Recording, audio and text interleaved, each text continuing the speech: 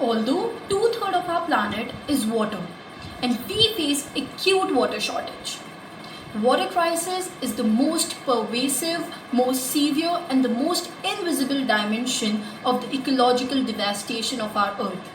Hello everyone, this is Khushi Shekhawat, a student of first year currently pursuing BA LLB honors. And today I'll be discussing on the topic water crisis. A failure of government or people. In the words of Leonardo da Vinci, water is the driving force of all the nature, and we being the part of this biosphere are not playing our part enough to maintain this force. Water crisis is basically the lack of fresh water resources to meet the standard water demand arises by the people. Now, water crisis is the global issue. We all are aware of it. But the developed countries are strongly ignoring this issue at this stage. And we can't afford to ignore this issue any further. We are in serious need to spread a word about it. People are literally dying. People are struggling to access the quantity and quality of water they need for their daily livings. Now the real question arises. Who is even responsible for water crisis?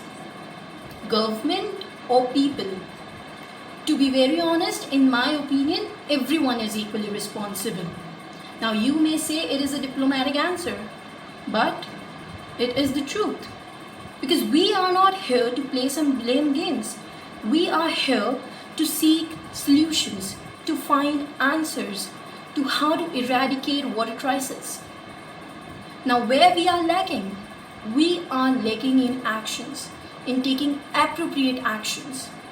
We listen, we understand, but we forget to act. Actions that might be small but definite can surely make difference. Strong and empathic actions is the key to eradicate any problem, any issue, including water crisis. More or less, but I'll be blaming government a little bit for this water crisis. Because they have the authorities, they have the power to make decision. What step they can take is they can surely ensure that the awareness must be spread among the people on the ground level. They must take concrete actions against the illegal digging of tube wells. They must promote the ideas like rainwater harvesting. These are some of the ideas which can be done by the government. Now we the people, what we can do? We can change our lifestyle a little bit to save water. We together can do this. Now I would like to conclude my case by saying this. Together we can. When the government and people work together, we can ensure that water is saved. Thank you.